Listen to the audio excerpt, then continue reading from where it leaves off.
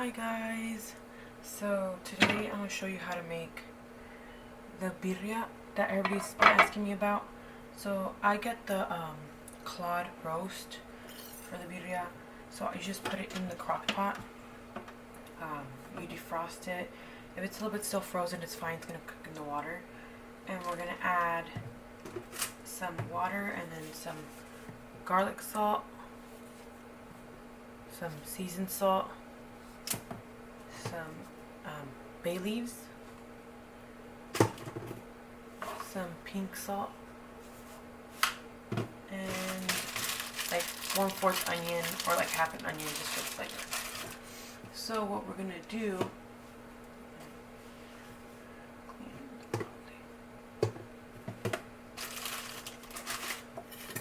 is we're gonna add some water.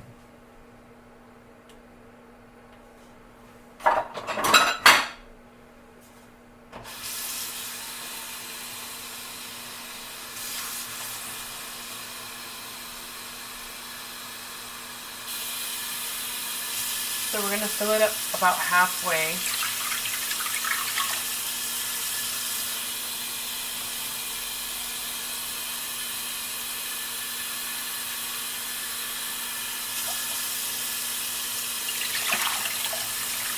So right about there. I don't know if you can see, but it's like halfway on the crock pot. I don't fill it up all the way because then the meat essentially releases liquid, so it fills up more. So what we're going to do is we're going to season with some seasoned salt,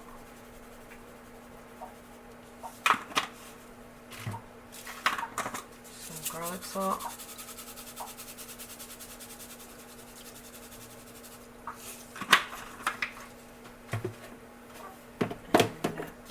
and add some pink salt.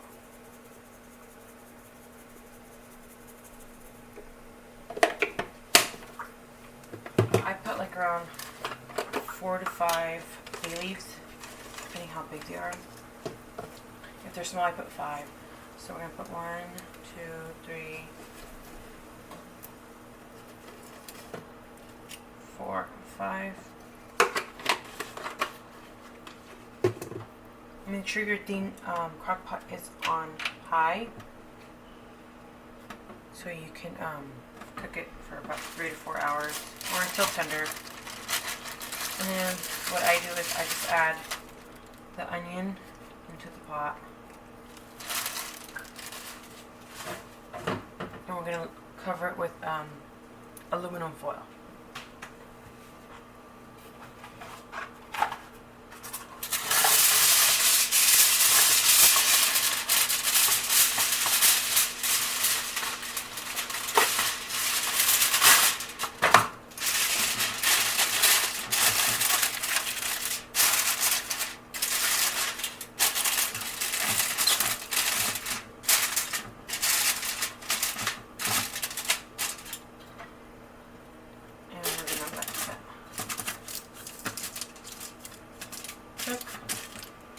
For about 3 to 4 hours or until a little bit tender. That's when we add the sauce.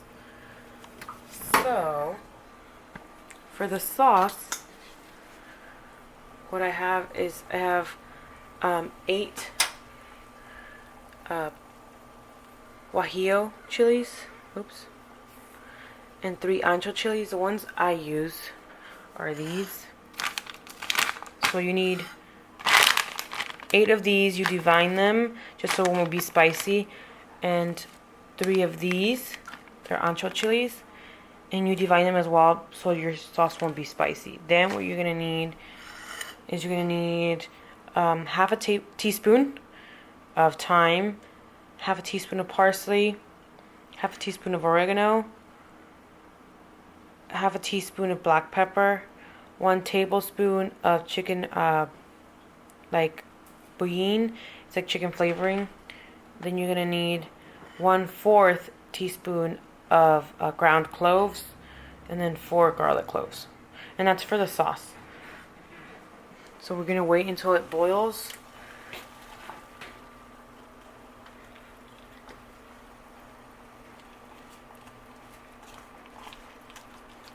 Once they're tender, you can put them in the blender. And you can just essentially put it in the blender, blend it all together, and leave it until the meat is a little bit done.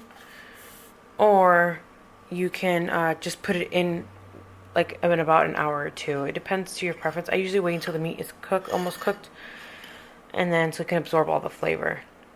But yeah, I'll be right back to show you guys how to make the chili.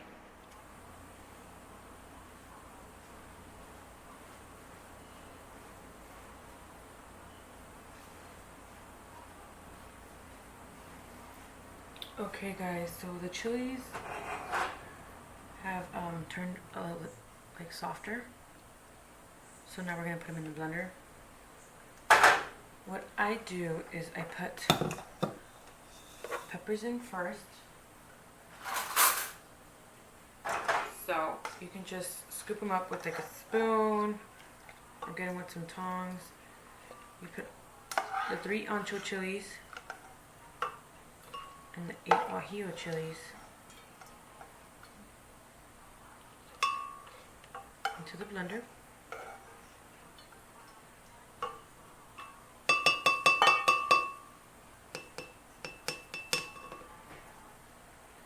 And then what we're going to do is we're going to add about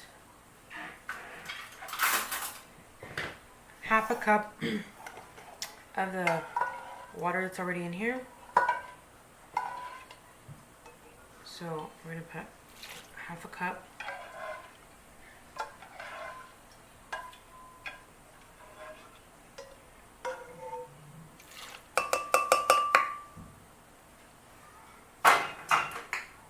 Then we're going to add all the spices. We're going to add the 4 garlic cloves. We're going to add the thyme, the parsley, the oregano, the black pepper, the cloves, and the bouillon. So you can just scoop it in.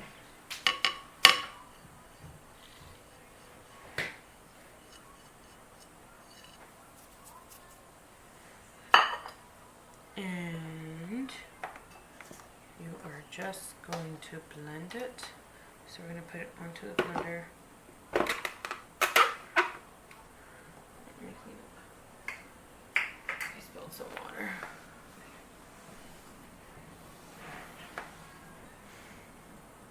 You're going to put it in the blender and you're going to blend it. So I need to put my blender on this side because it doesn't reach.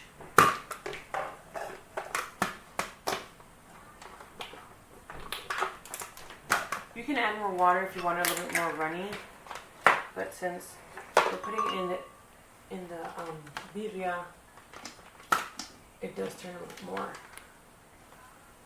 runny. So let me find my little top.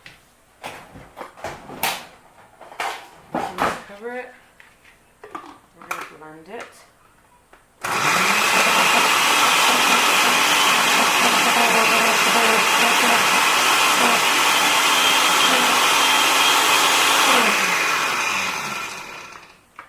So I'm going to add a little bit more water, about another 1/4 cup, so just so it can turn more liquidy and blend well.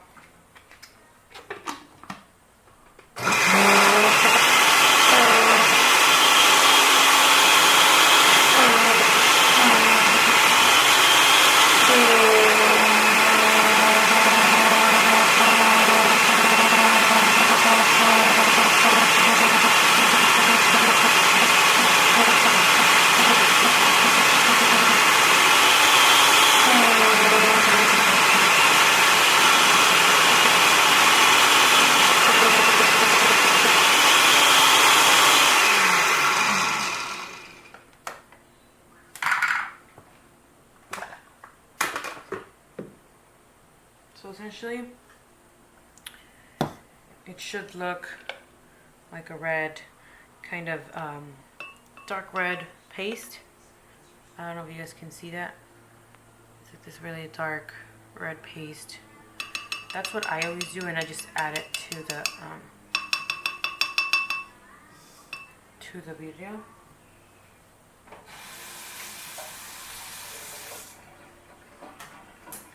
So yeah guys, you just do that, and once the meat is tender, you do add the salsa.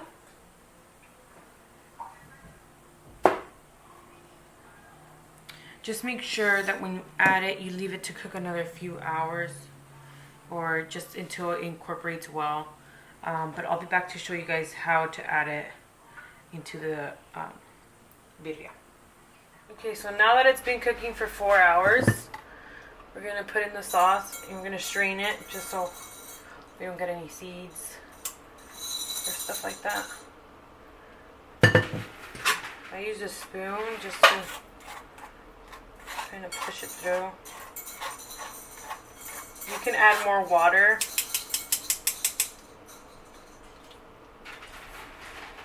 Of the actual birria just to kind of get it to strain through.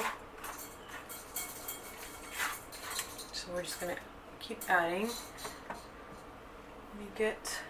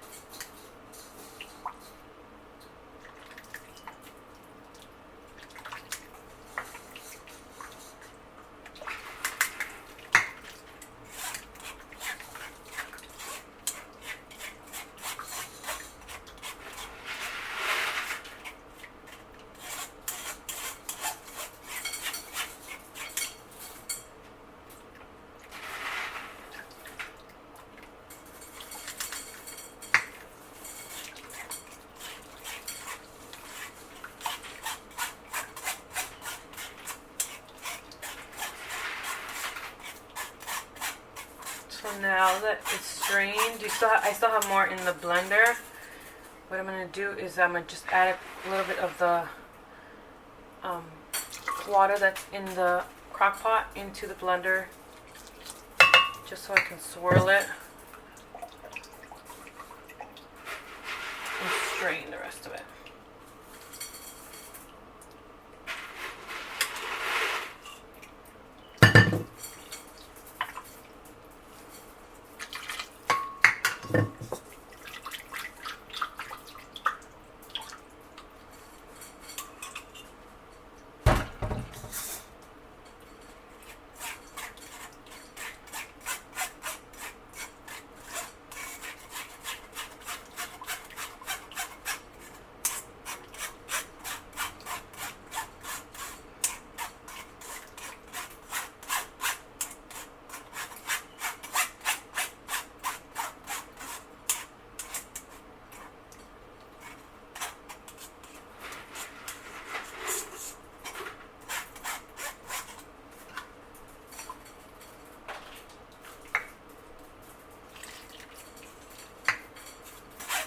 Now that it's strained, we're just gonna scoop the bottom to get all that one that's stuck on the bottom.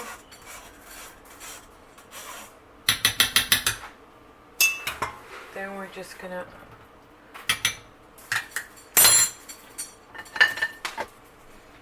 mix it in.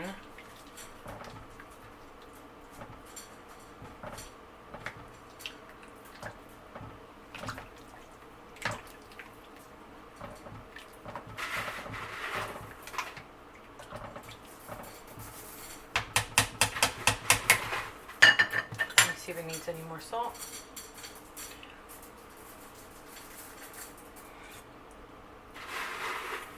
That's good. And then you're going to cover it again and let it cook for another hour or until the meat is really, really tender. I like my meat really, really tender, kind of like where it kind of falls apart. So we're just going to cover it. It's still on high. We're going to leave it another hour or so until it's tender, and then you can just shred it. I used to just shred it in the crock pot, but if not, you can take it out, shred it, and then put it back in, and then it'll be ready. Later, I'm going to show you guys a video of how it looks when it's done.